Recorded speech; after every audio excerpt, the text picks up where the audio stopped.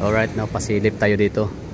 Or ipapasilip ko sa inyo itong parking area sa may Landers Davao City branch. So the first time, or no, the first lander ever sa Mindanao Island. So ito yung parking space natin dito. Tama lang ba ang laki nito? No, tama lang, no, hindi siya ganun kalawak or kalapad. Nice one.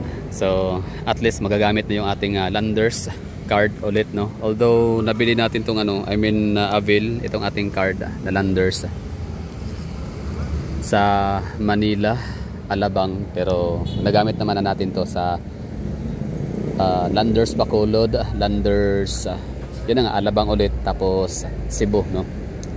So ibig sabihin meron ako napuntahang Landers 4, Bacolod, Cebu, and Manila, no. So ito yung pang-apat na Landers na mapapasukan ho natin. Syempre ito yung pinakabago, pero pinakamalaking Landers sa mga hindi nakakaalam, Bacolod, no. So Landers Bacolod ang siyang pinakamalapad, pinakamalaki. And syempre pinakabago, no. Kibali madidetro na yung pinakabagong Landers sa Pilipinas na Bacolod branch sa Landers Davao. So December 4 open na to dito. So nice one. Hindi naman huwag na nating pasukin kasi nasa labasan tayo sa parking space. Basta sa mga nagtatanong ano nga bang meron sa Landers, maaring iba dyan, no? Although kasi marami akong mga nakita mga nasa comment section, no, sa mga random post about Landers Davao. Nagtatanong nga sila kung ano nga bang meron sa Landers, anong meron dyan, ano ba yan. So Landers is siya, luxury shopping, luxury ba siya? Membership na lang, membership shopping. So hindi ka makapag-shopping, hindi ka makapag-dine-in dito kapag wala kang membership card. So ito yung aking Landers, matagal na to, no. So ang bili ko dito is 400 pesos. Bawing-bawi na ako dito kasi ang gupit kasi sa Federal Barbers, kita nyo dyan. So ang gupit dyan is 200 plus pesos, no. So ngayon nakapagpagupit ako ng 2 beses. Bawi na. Tas content ko pa, di ba? So bawi na, bayad pa, kumita pa, no. Profit na tayo nito. Profited na tong natin, membership card.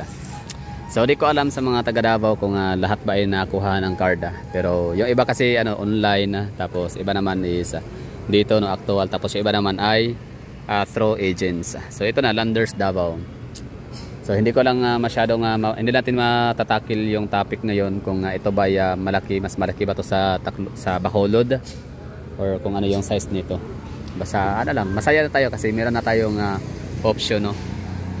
Hindi lang SNR yung mapupuntahan natin, hindi lang macro. May macro pa ba? Wala na, no? Hindi na present yung macro sa Pilipinas. So hindi na tayo makakita ng ganun. So, sa Davao dati yan sa may Bangkal area. Ngayon na siya, Save More.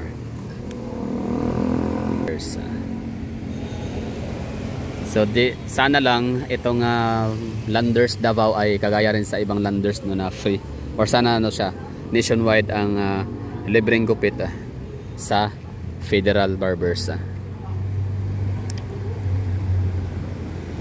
Ano sa tingin nyo, di ba?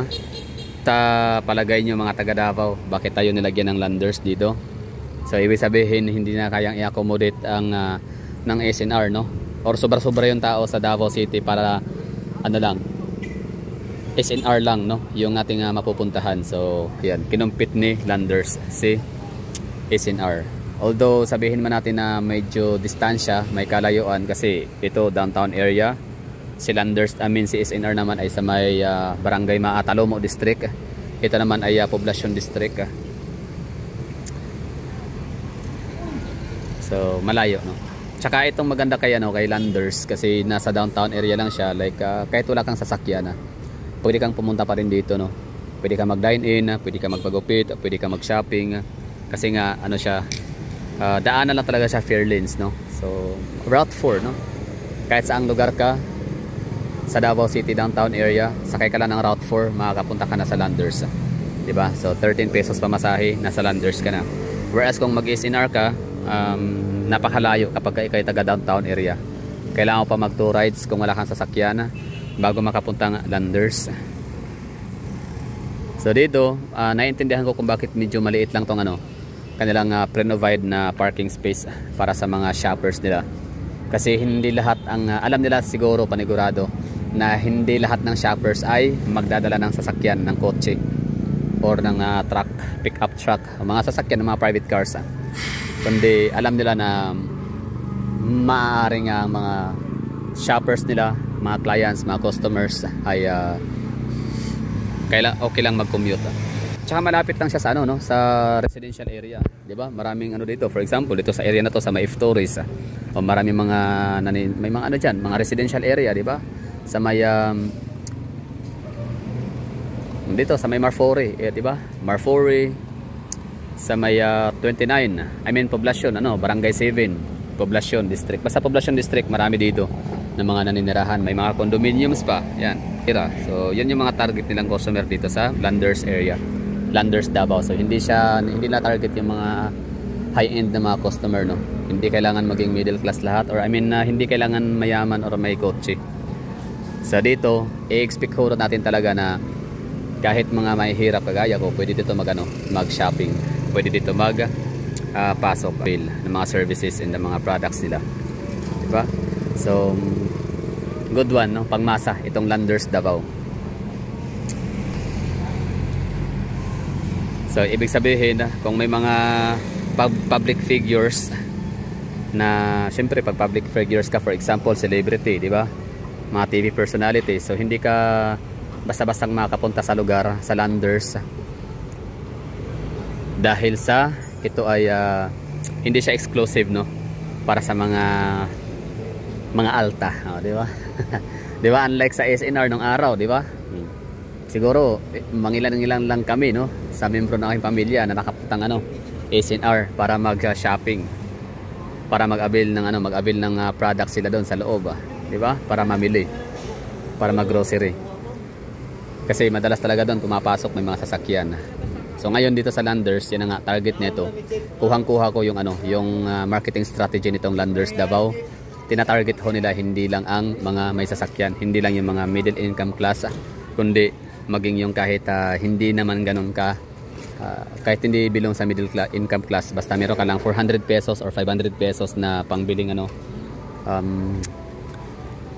pambiling registration, membership card. So pwede ka nang pumunta dito, tumasok, mag-avail nga ng napakasarap na mga chocolate, no, imported na mga chocolates, imported na mga products.